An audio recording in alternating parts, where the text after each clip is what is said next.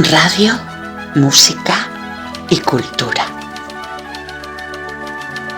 Con Michel Casas, acordes y letras. Y a través de ainsiradio.es. Música y cultura. Bienvenidos a un nuevo programa de acordes y letras. En nombre de los equipos técnico y de producción, el saludo fuerte de Michel Casas. ¿Cómo estamos?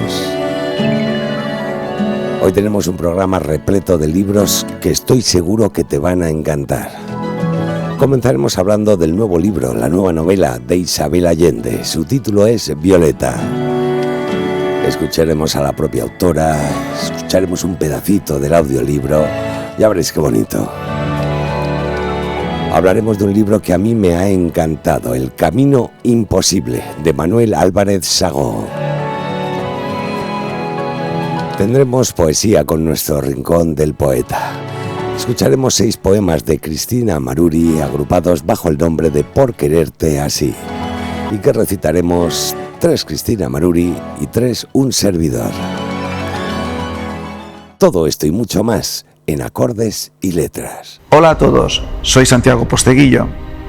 El 5 de abril sale mi nueva novela titulada Roma soy yo, donde os voy a contar el origen de la gran leyenda que es Cayo Julio César.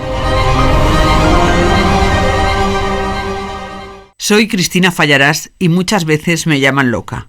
¿Cuántas veces nos llaman locas, verdad?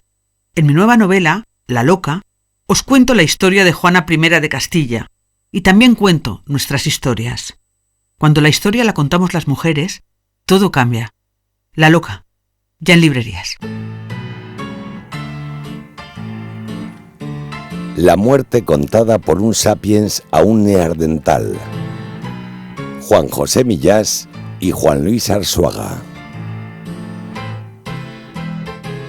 Pues sí, la muerte es el gran problema de la ciencia, no solamente de la filosofía. O sea, no la muerte y la vejez. Sí, ¿por qué ocurre? Es que es muy sorprendente porque es un fenómeno del envejecimiento que no se entiende. ¿Por qué ocurre? ¿Y dónde la muerte? Es quizá el mayor, junto con la consciencia, el mayor enigma de la biología, ¿no? La muerte por depredación o la muerte por accidente, es decir, la muerte que viene de fuera, esa es comprensible. El problema es la muerte intrínseca, lo que se llama muerte natural. A morirse de dentro a fuera, le llamamos muerte natural. ¿Y tú crees que esto sería un buen tema para un libro, La vejez y la muerte? Juan José Millás, Juan Luis Arzuaga.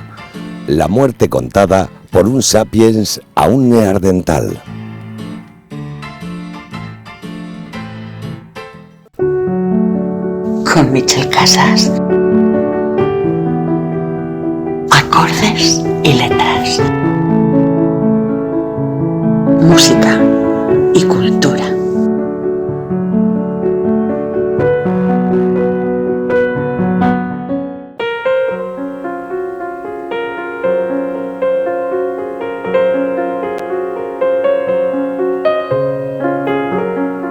Comenzamos hoy Acordes y Letras hablando del último libro de Isabel Allende, Violeta, la épica y emocionante historia de una mujer cuya vida abarca los momentos históricos más relevantes del siglo XX. Desde 1920, con la llamada gripe española, hasta la pandemia de 2020, la vida de Violeta será mucho más que la historia de un siglo. En principio, contaros que la idea primigenia de Isabel Allende era contar la vida de su madre, y para eso creó este personaje Violeta.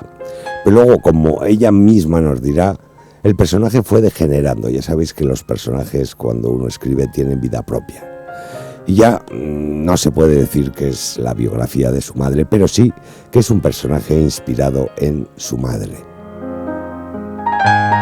Empezó la idea de Violeta con mi madre.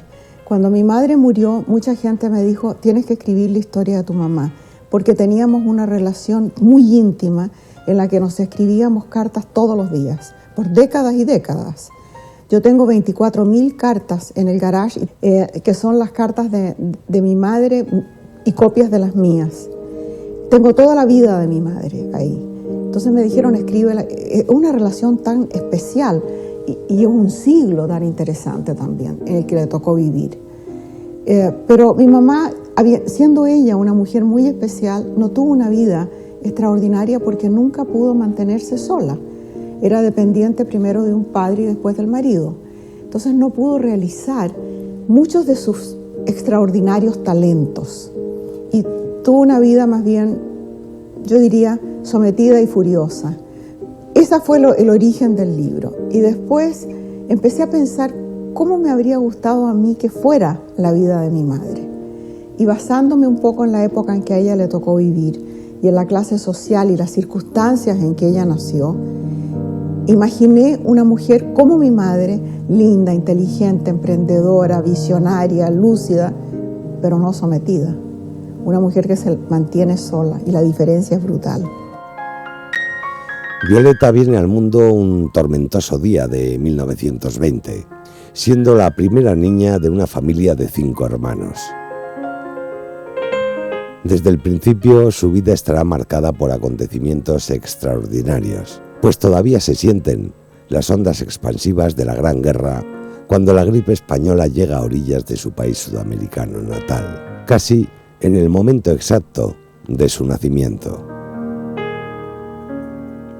Gracias a la clarividencia del padre, la familia saldrá indemne de esta crisis para darse de bruces con una nueva, cuando la Gran Depresión altera la elegante vida urbana que Violeta ha conocido hasta ahora. Su familia lo perderá todo y se verá obligada a retirarse a una región salvaje y remota del país. Allí Violeta alcanzará la mayoría de edad y tendrá su primer amor.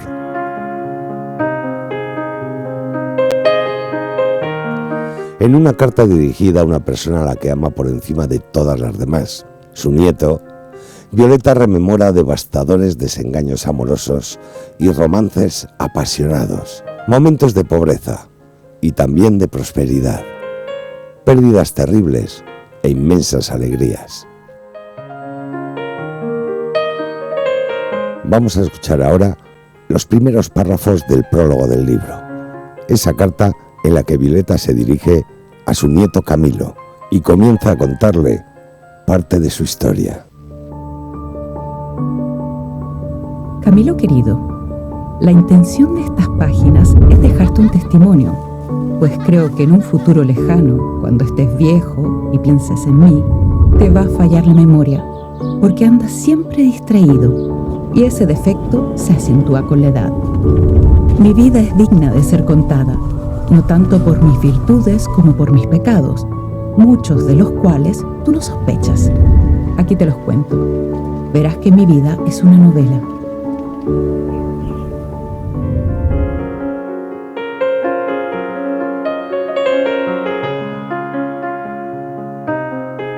Moldearán su vida algunos de los grandes sucesos de la historia: la lucha por los derechos de la mujer, el auge y caída de tiranos y, en última instancia, no una, sino 2 pandemias. Vista con los ojos de una mujer poseedora de una pasión, una determinación y un sentido del humor inolvidables que la sostienen a lo largo de una vida turbulenta, Isabel Allende nos regala, una vez más, una historia épica furiosamente inspiradora y profundamente emotiva. Pero vamos a conocer ahora qué es Violeta, en la voz de su propia autora. Desde California nos habla Isabel Allende. Hola, amigos y amigas. Quiero contarles un poco de mi nueva novela, Violeta. Es una historia que comienza en una pandemia, la pandemia de la influenza, que algunos países latinoamericanos como Chile llegó por ahí por 1919 y 1920. Y termina la historia con esta pandemia, o sea, son 100 años en que los 2 extremos son las pandemias. Y es la vida de una mujer que se llama Violeta, una mujer de una clase social bastante elevada, en un país ficticio de América Latina que se parece bastante a Chile, pero como en el caso de La Casa de los Espíritus, nunca menciono el país. Eso me da libertad para imaginar un poco. Le pasa de todo a esta mujer. Empieza en una casa convencional en la capital, pero viene la tremenda debacle económica que ocurrió en 1930 y la familia se desbarata completamente y van a parar casi de refugiados al campo. Y allí se cría ella los primeros años, pero después viene la vida de ella, sus aventuras de toda clase, económicas, de amores buenos, amores malos, y hay una especie de visión bastante amplia del mundo que a ella le toca vivir, porque le toca viajar mucho y porque las actividades que ella tiene la llevan de un punto a otro. También tiene problemas con los hijos, como siempre pasa, y tiene después un nieto que ella adora. Y todo el libro está escrito como si fuera una carta para ese nieto, cuando ella se está muriendo. Así que ese es el libro y espero que les guste. A mí Violeta me gusta como personaje. Es un personaje fuerte, irónica, aventurera y valiente.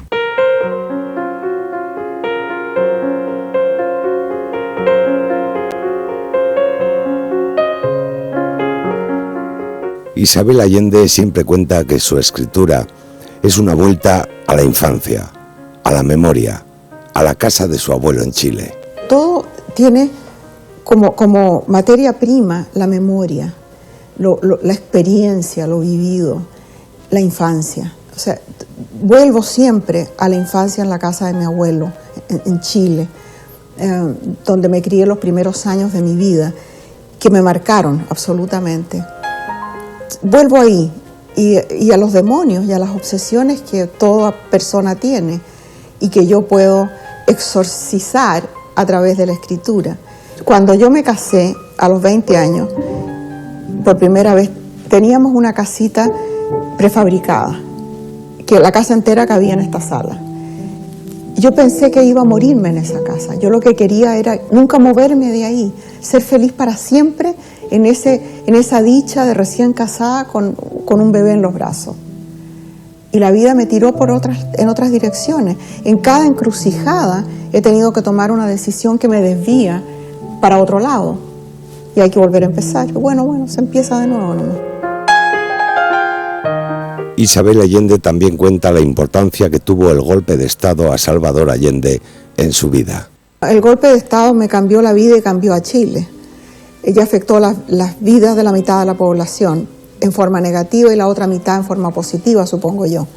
A mí me tocó estar en el otro lado, en la parte de los que nos opusimos al golpe y los que fuimos víctimas de la represión de la dictadura. Entonces yo, junto con miles de otros chilenos, salí del país. Eso me cambió la vida, porque me tocó en un momento de la vida que es cuando uno empieza a despegar. Yo tenía 30 años cuando empezó todo esto. Es cuando uno empieza una carrera, uno empieza a tener los hijos, la vida, se va formando la vida. Ahí nos cercenaron a esa generación. Entonces salimos al extranjero. Yo tuve la suerte de ir a Venezuela, que era un país rico, generoso, abierto, lleno de inmigrantes y que además se hablaba español. Entonces pensé que yo iba a poder trabajar como periodista, pero resulta que todo lo que tú has hecho antes no sirve de nada en el exilio. Nadie te cree nada y a nadie le importa, porque lo que importan en la vida son los contactos. Esa experiencia del desarraigo, de perderlo todo, de tratar de volver a empezar y que no te resulte una cosa ni la otra, en un país abierto y alegre, pero donde tú no tienes lugar y donde no conoces a nadie, es una cosa importantísima en mi vida. Sin eso yo no sería escritora hoy. La Casa de los Espíritus es un ejercicio en nostalgia, en echar de menos, en querer recuperar a mi abuelo, a mi familia, mi país, mi trabajo, mi casita, recuperar todo eso.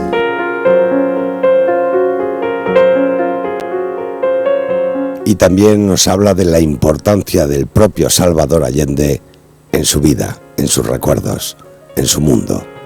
Mi padre era primo hermano de Salvador Allende. Se fue de la familia o se dejó a mi madre estaban en Lima. Él era diplomático en Lima, era un secretario de la embajada. Y ese abandono de la familia significó que mi mamá regresó con los 3 niños, uno recién nacido, muy enfermo, de vuelta a Chile. Y se fue a vivir a la casa de su abuelo. La única persona de la familia Allende que se mantuvo en contacto con nosotros fue Salvador Allende, que en aquella época era un político más o menos conocido ya.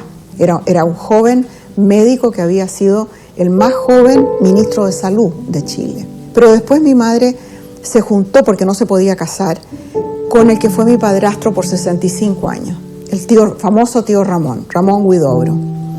Y el tío Ramón era muy amigo de Salvador Allende.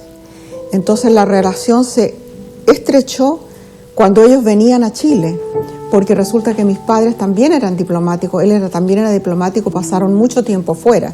Pero cuando estábamos en Chile, porque ellos dos eran amigos, la relación era más estrecha. Tanto así que cuando Salvador Allende fue elegido presidente, nombró al tío Ramón embajador en la Argentina. En su vida pública, él tenía una apariencia que era casi arrogante. Tenía una gran conciencia del papel que se jugaba, que él representaba al pueblo, que había un sueño del pueblo chileno que él representaba. Lo tenía totalmente asumido. Pero en la vida familiar era un hombre con un gran sentido del humor.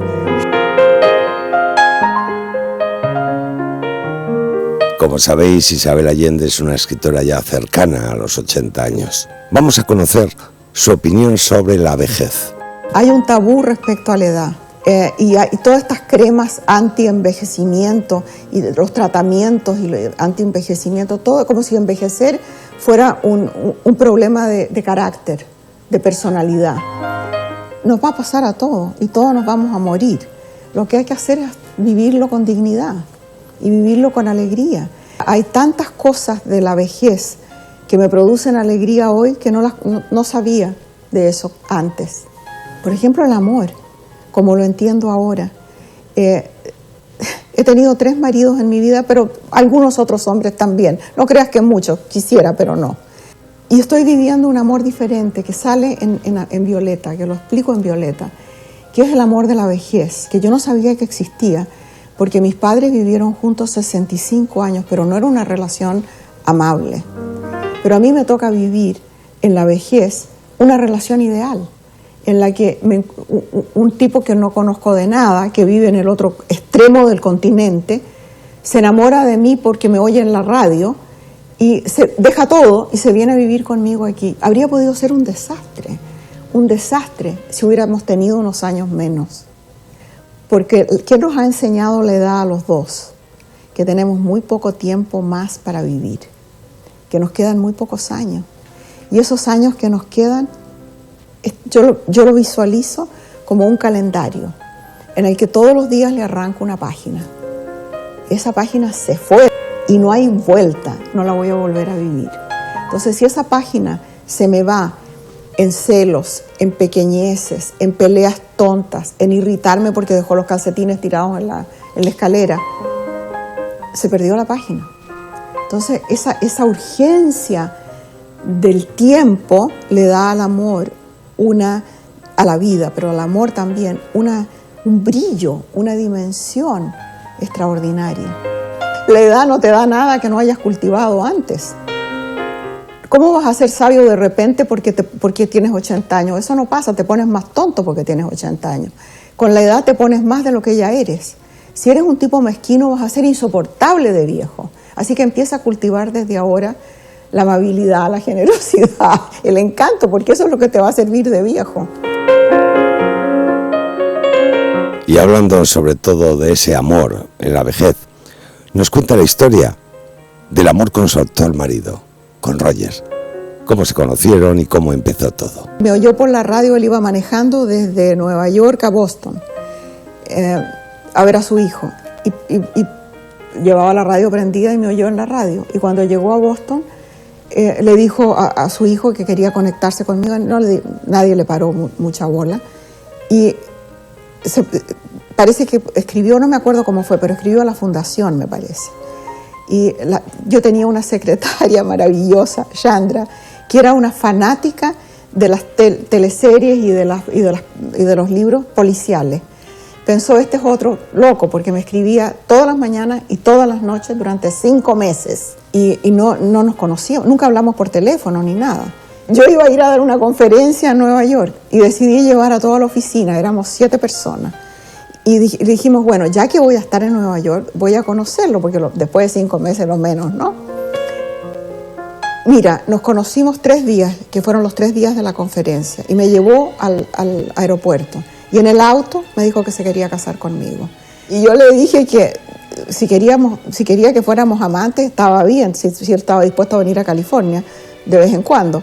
Pero eso de casarse, olvídate, yo ya me había casado 2 veces y estaba bueno ya. Y vino pues, varias veces se venía por el fin de semana. Te voy a decir que el viaje desde Nueva York son 6 horas arriba del avión, pero además están las 2 horas en el aeropuerto, otras 2 horas para llegar aquí. Es todo el día para estar unas pocas horas y tener que volverse a la oficina el lunes. Eso lo hicimos como por un año y medio.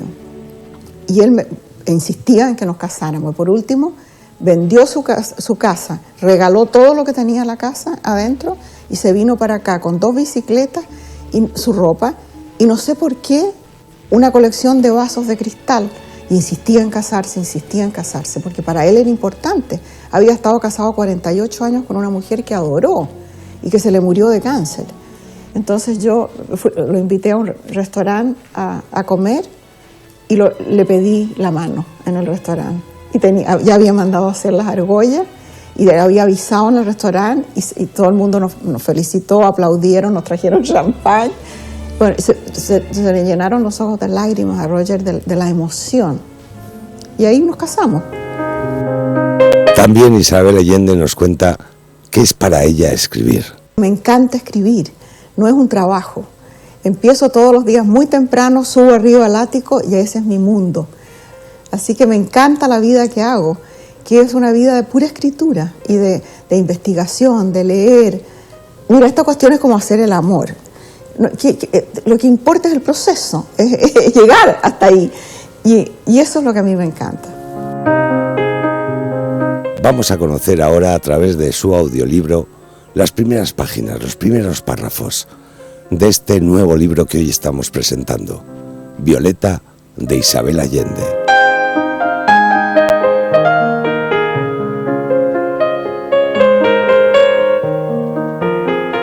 Vine al mundo un viernes de tormenta en 1920, el año de la peste. Esa tarde de mi nacimiento se había cortado la electricidad, como solía suceder en los temporales, y habían encendido las velas y lámparas de queroseno que siempre mantenían a mano para esas emergencias. María Gracia, mi madre, sintió las contracciones que también conocía, porque había parido 5 hijos y se abandonó al sufrimiento, resignada a dar a luz a otro varón con ayuda de sus hermanas, quienes la habían asistido en ese trance varias veces y no se ofuscaban.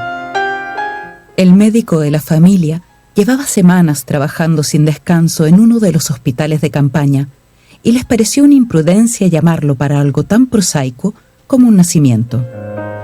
En ocasiones anteriores habían contado con una comadrona, siempre la misma, pero la mujer había sido una de las primeras víctimas de la influenza y no conocían a otra. Mi madre calculaba que había pasado toda su vida adulta preñada, recién parida o reponiéndose de un aborto espontáneo. Su hijo mayor, José Antonio, había cumplido 17 años, de eso estaba segura, porque nació el año de uno de nuestros peores terremotos, que tiró medio país al suelo y dejó un saldo de miles de muertos. Pero no recordaba con exactitud la edad de los otros hijos, ni cuántos embarazos mallogrados había padecido. Cada uno la incapacitaba durante meses, y cada nacimiento la dejaba agotada y melancólica por mucho tiempo. Antes de casarse, había sido la debutante más bella de la capital, espigada, con un rostro inolvidable de ojos verdes y piel traslúcida, pero los excesos de la maternidad le habían deformado el cuerpo y agotado el ánimo. En teoría amaba a sus hijos, pero en la práctica prefería mantenerlos a una confortable distancia, porque la energía de ese tropel de muchachos producía un disturbio de batalla en su pequeño reino femenino. En una ocasión, le admitió su confesor que estaba señalada para parir varones como una maldición del diablo. Recibió la penitencia de rezar un rosario diario durante 2 años completos y hacer una donación significativa para reparar la iglesia. Su marido le prohibió volver a confesarse. Bajo la supervisión de mi tía Pilar, Torito, el muchacho empleado para todo servicio, trepó a una escalera y amarró las cuerdas que se guardaban en un armario para esas ocasiones, en 2 ganchos de acero que él mismo había instalado en el cielo raso. Mi madre, en camisón, arrodillada, colgando de una cuerda en cada mano, pujó por un tiempo que le pareció eterno, maldiciendo con palabrotas de filibustero que jamás empleaba en otros momentos. Mi tía Pía, agachada entre sus piernas, estaba lista para recibir al recién nacido antes de que tocara el suelo. Tenía preparadas las infusiones de ortiga, artemisa y ruda para después del parto. El clamor de la tormenta que se estrellaba... Recordarlo, es la última novela de Isabel Allende, Violeta, editada en Plaza y Janés.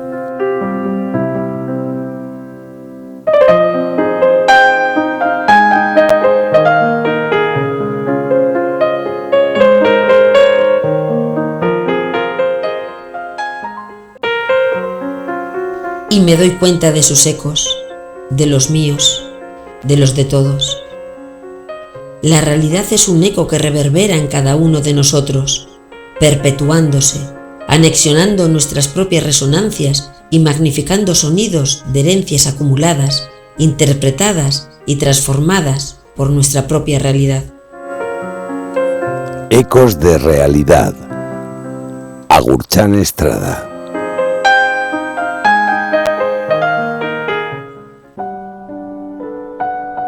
Hola, te invito a conocer mi último trabajo, Secretos del Corazón, un libro apasionante y reflexivo que te conduce al autoconocimiento y crecimiento personal a través de sabias y meditadas reflexiones. Si tienes problemas de estudio, si no te concentras en el trabajo, has perdido la motivación o si no sabes cómo gestionar y resolver tus conflictos emocionales, llámame. Juntos lo resolveremos y te aseguro cambiaré tu vida. Soy Nagore Landeta. Puedes conocerme más en www.nagorelandeta.com o llámame al 678 191003. Apuesta por ti, apuesta por tu felicidad. Te espero. Escribo porque siento dentro de mí el impulso de sacar lo que llevo dentro. No es más que una herramienta que yo utilizo para poder fluir por dentro. Yo creo que es una especie de camino que he encontrado gracias a la escritura para poder mantener una constante entrada y salida de emociones en mi interior. Si quieres ir rápido, camina solo. Si quieres ir lejos, camina acompañado. Y déjate acompañar por la magia de Piececitos de Perejil, el nuevo poemario de Iñaki Urdangarín Iraeta.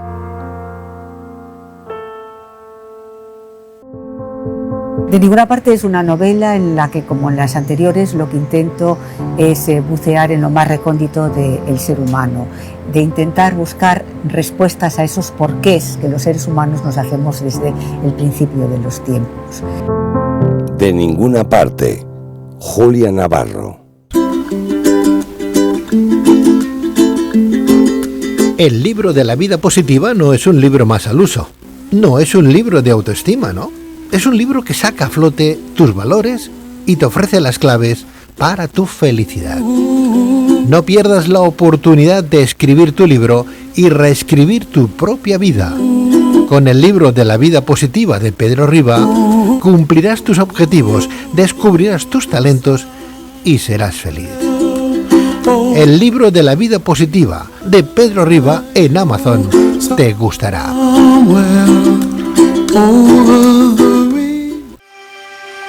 Astillas en la piel, el nuevo y apasionante thriller de César Pérez Gellida. Tenéis un thriller psicológico que es muy rápido, es muy potente y adictivo desde el principio. Va a costar a los lectores soltar la novela.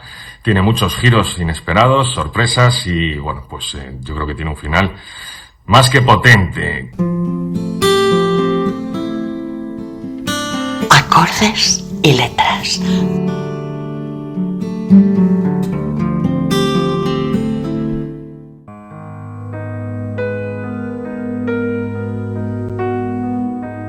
Continuamos adelante en Acordes y Letras hablando de un libro que me ha impresionado. Su título es El camino imposible y está escrito por Manuel Álvarez Chagó. El autor nació en Avilés en 1978. Se licenció en Derecho, desde niño comenzó a pasar temporadas en Irlanda y después en Estados Unidos. Amante de los animales, la naturaleza, el mar y por supuesto los libros. La sombra del vencido fue su debut como escritor, a la que siguió El sommelier de almas. El camino imposible es su tercera novela. Deciros que es un libro claramente dividido en dos partes. Una primera parte que llega prácticamente hasta la página 100, donde muchas veces no sabéis si estáis leyendo una novela o un ensayo. Y a partir de la página 100 se desatan las emociones, ocurre algo realmente importante que cambia totalmente los sentimientos del libro. Un libro de verdad emocionante, os lo voy a contar rápidamente. Fulgencio y Sofía son una joven pareja de españoles, estudiantes de medicina en Boston, que regresan a España años después de graduarse con una buena experiencia académica, sus hijos y su perro, para realizar una investigación médica prometedora. Detectar precozmente el cáncer a través del olfato canino. Todo gracias a la observación del comportamiento en ciertas situaciones de Rommel, el perro de la familia. Los medios de comunicación se hacen eco de la prometedora investigación y de sus resultados positivos, ya no solo las publicaciones científicas, sino también las televisiones y los diarios. Los resultados preliminares demuestran la efectividad del desarrollado olfato canino en la detección de células tumorales. Pero el destino juega en su contra, y de camino a Asturias para visitar a la familia, un accidente trunca el futuro de los investigadores. Solo sobreviven su hija Sofía y su fiel mascota, Rommel. La pequeña Sofía queda a cargo de los abuelos maternos en Madrid. Shurde, un humilde pastor de la cordillera cantábrica, recoge a Rommel y cuida de él hasta que se recupera y se escapa en busca de sus dueños. Rommel emprende camino desde Asturias hasta Madrid, siguiendo el rastro de Sofía, un largo camino lleno de dificultades para intentar reunirse con ella y ayudarle en la depresión que padece. Bueno, aquí habéis visto ese cambio, ¿no? Esa ruptura que yo os decía. Todo lo que ocurre hasta la página 100 y lo que ocurre a partir de ahí. A partir de ahí se desatan las emociones.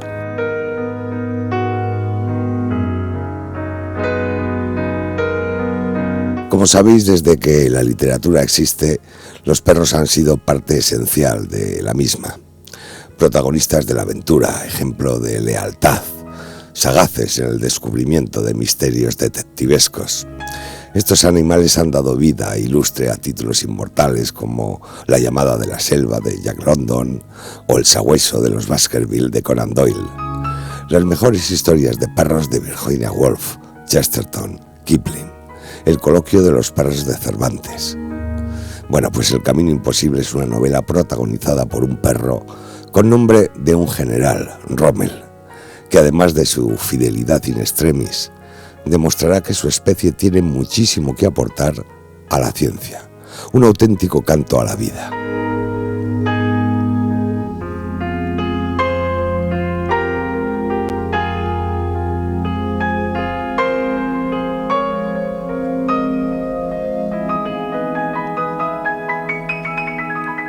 Como os decía, Fulgencio Vallejo y Sofía Laude estudian medicina en un afamado campus de Boston, en Estados Unidos. Él es hijo de un pescador asturiano de Tazones, humilde, huérfano de madre, apegado a su tierra, introvertido y enormemente inteligente. Ella es hija del cirujano jefe de una importante clínica de Madrid, sociable, hermosa, la más lista y encantadora. Nada más verse, los dos jóvenes saben que sus vidas estarán unidas para siempre, gracias a la medicina y a un intenso amor que no encontrará ni una sola fisura hasta el final de sus días.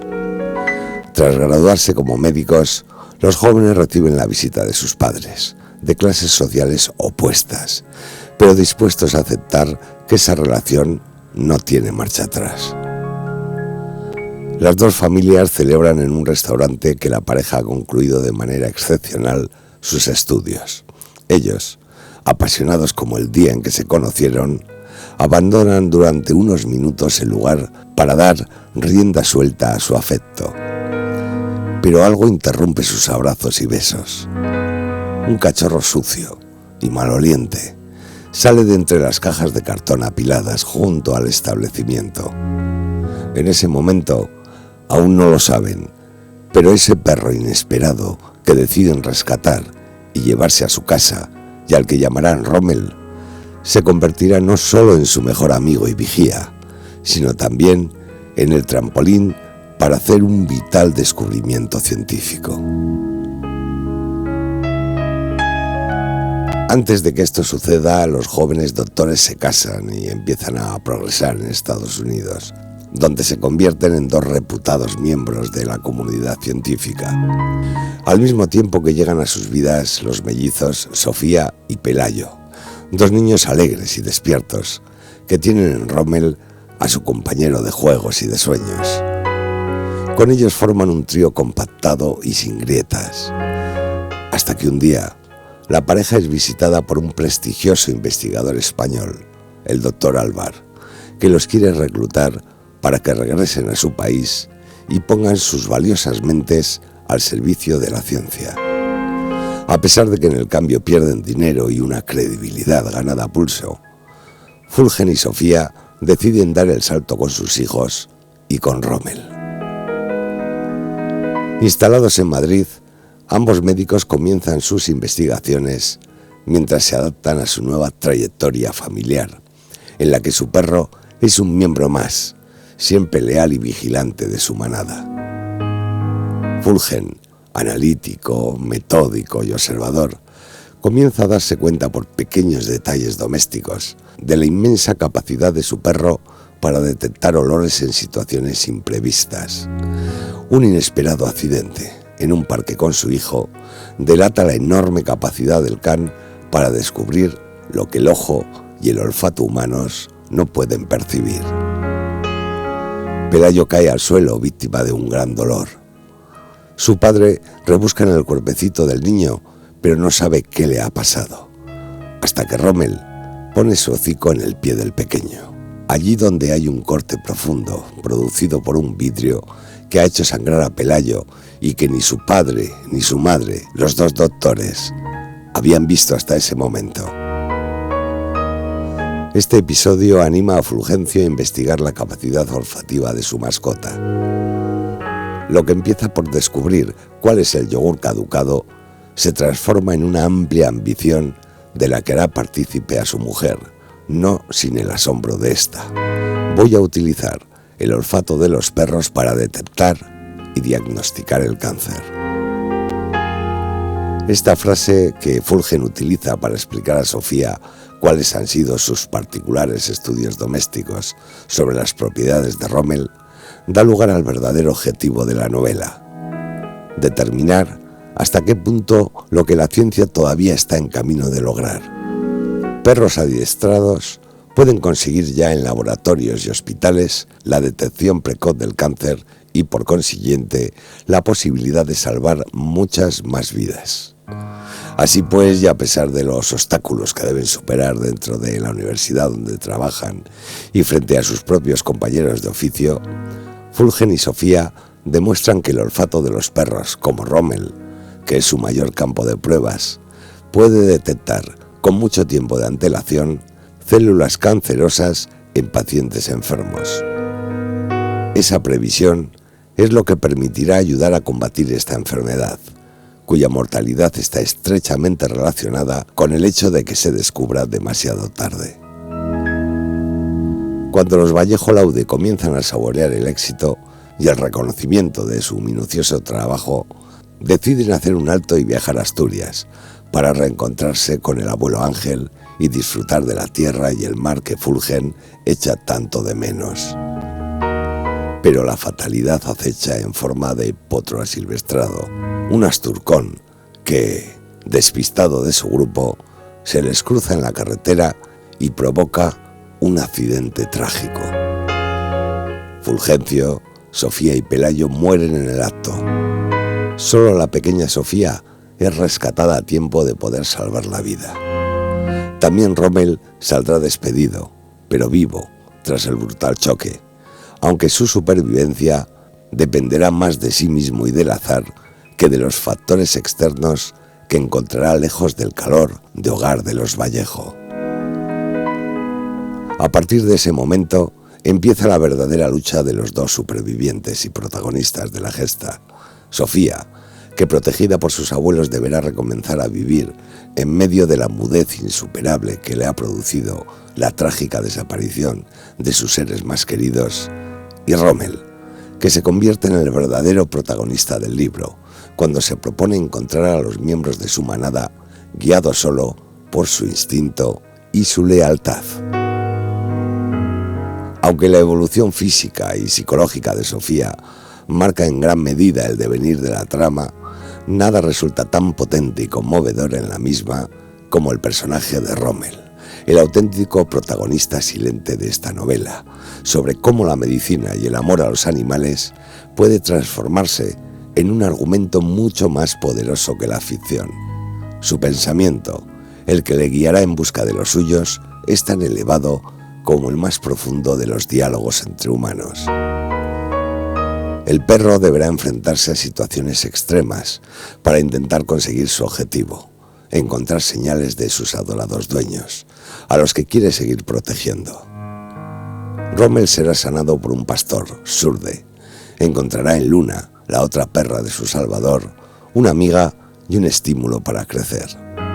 Tendrá que combatir con lobos, con la frondosidad de un paisaje que muchas veces le resultará hostil.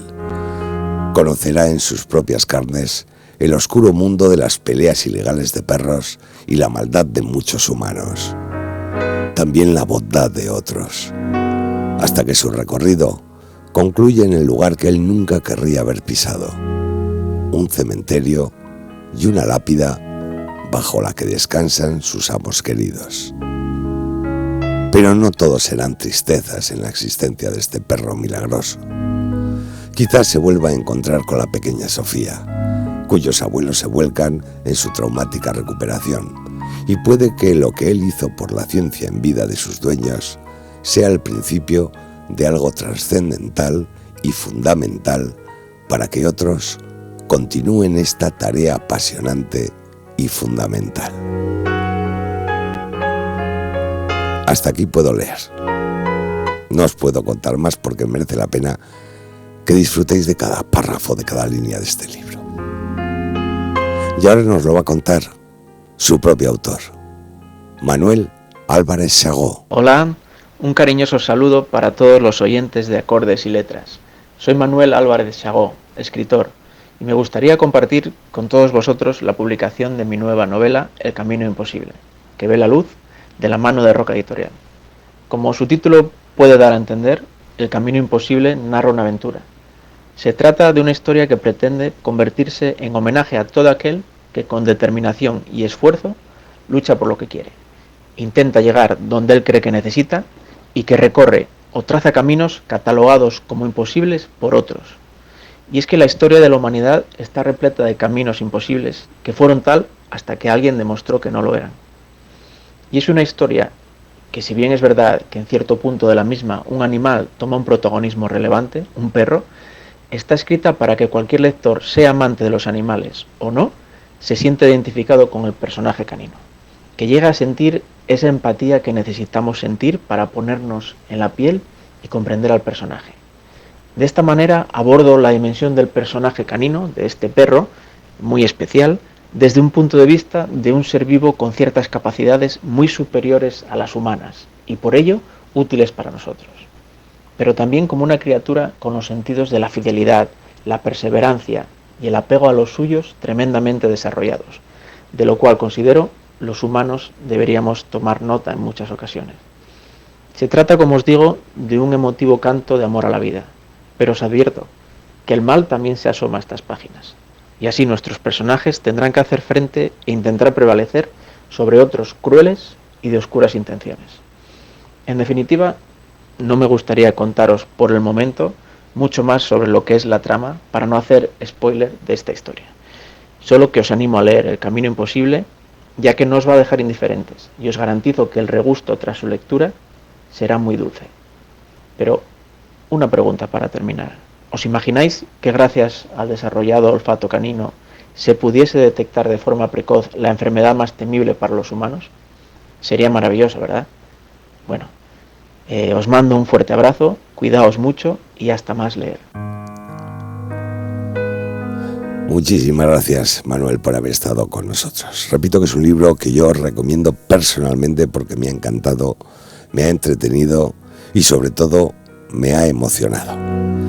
Está editado en Roca Editorial, se llama El Camino Imposible y su autor es Manuel Álvarez Sagó.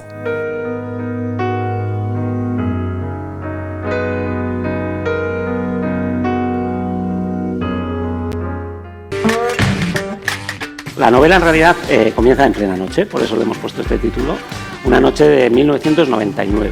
Lorea coge su moto, su Vespino, se hunde en la noche de Yumbe, de las carreteras sinuosas de Yumbe y desaparece para siempre. Miquel Santiago, En plena noche. Esta es una historia en la que aprenderemos a empatizar con los que son diferentes. No oigo a los niños jugar, de Mónica Robanet. Soy Pilar Sánchez Vicente, la autora de La hija de las mareas. Empieza con el último ballenero y acaba con el levantamiento de Riego en Cabezas de San Juan, porque la lucha por los derechos de las mujeres no deja de ser una lucha por la justicia social, por las libertades colectivas, por los derechos humanos, y eso es lo que siente en aquel momento, a caballo entre el siglo XVIII y XIX, nuestra protagonista, Andrea Carballo, la hija de Jovellanos. La hija de las mareas, Pilar Sánchez Vicente. Sin miedo, el nuevo libro de Rafael Santandreu.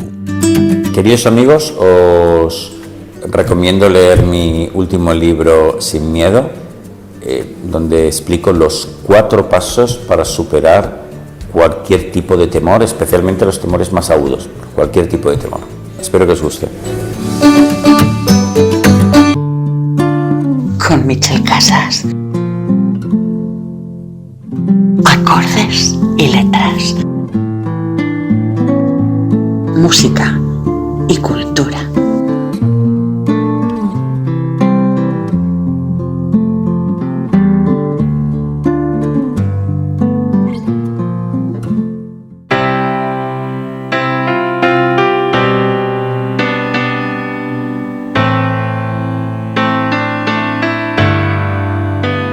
Como os contaba al principio del programa, hoy en vez de hacer como habitualmente repartir una serie de poesías de una misma poeta a lo largo de todo el programa, hoy he querido hacer un rincón del poeta, un espacio llamado Por quererte así.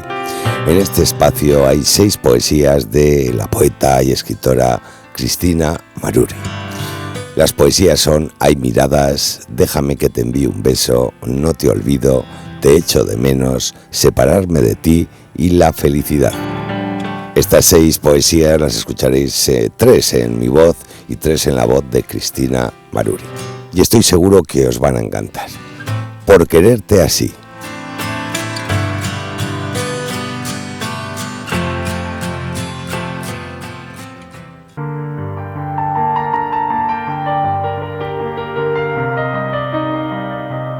El rincón del poeta.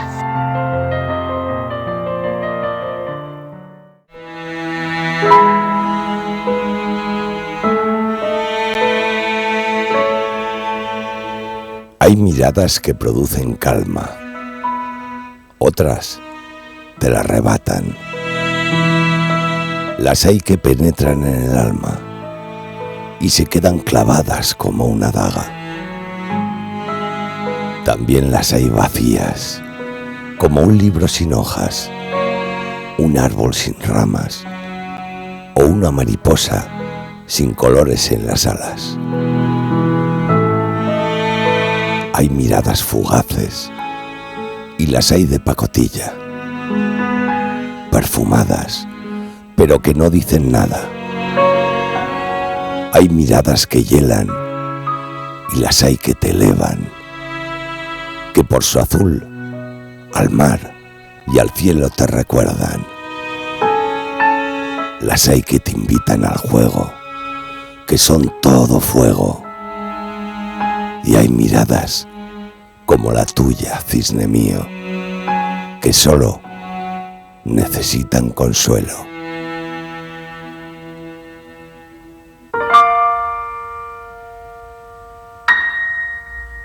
Déjame que te envíe un beso, que será de suaves pétalos y sin espinas, vacío de muerte y de mentiras, sanador de heridas, y que recorrerá tu piel con la misma dulzura con la que las alas de los ángeles pintan el atardecer. Déjame que te envíe un beso con tanta luz que llenará de estrellas tu habitación, que reunirá en ella cualquier constelación, y todas y cada una girarán alrededor de tu corazón. Déjame que te envío un beso que nunca se acabará, porque con tu aliento se fundirá y todo se convertirá en magia, sueño y cuento. Sobre un unicornio blanco volaremos en viaje eterno al país del cómo y del cuánto te quiero.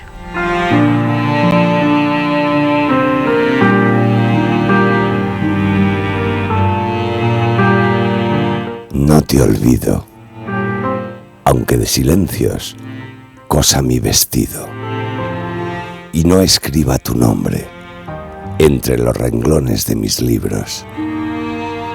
No te olvido, marea tras marea arrastro el sentimiento, cual penitente peregrino, pero ¿a quién puedo confesar que no te olvido? Descubro la cama más oscura de los días y mancho de sal la almohada de las noches. Mi refugio es la soledad del cielo y el crepitar del fuego, porque no te olvido y ya no te olvidaré. Aunque no huela a hierba cortada, ni la lluvia golpee las ventanas, aunque ni una sola gaviota sobrevuele la playa, no te olvido. Inmensa es la cara de este amor, inmensa la cruz de su dolor. No te olvido, nunca y siempre. No te olvido, no te olvido.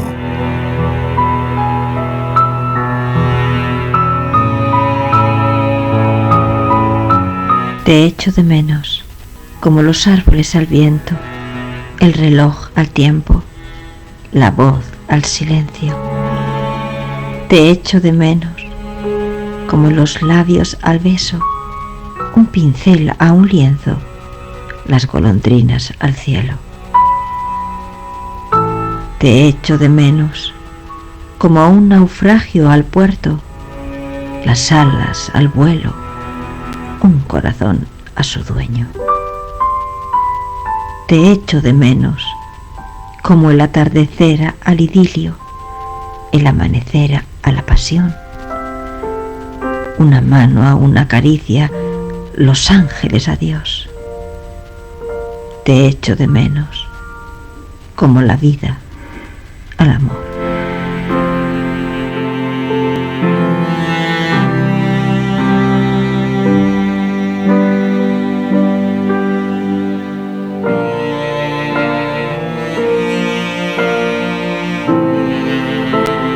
Separarme de ti es no ver el cielo, es ahogar el aliento, perder el sueño.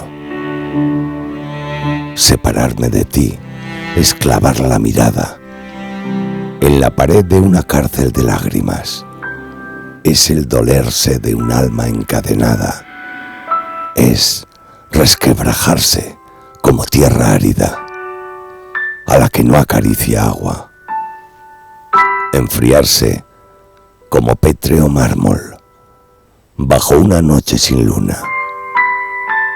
Clavar una daga en la esperanza, amortajar el mañana, cenizas de un corazón al que ya no le queda nada.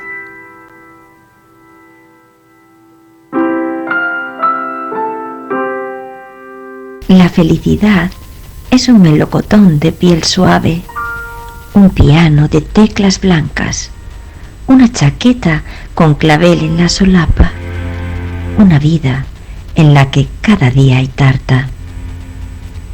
La felicidad es vestirse de amor y nunca perder el calor, una bolsa llena de dar sin esperar, fabricar sueños con las sábanas, mantener la llama de una vela, una interminable novela. Felicidad es querer hasta el último suspiro y desde el más profundo grito. Es el número pi y el infinito. Son las sombras y las luces de un atardecer en el que eternamente participo. Felicidad es tenerte incrustado en el alma y arrebatar al destino su llave. Felicidad es coser nuestros cuerpos y miradas a la llegada del alba.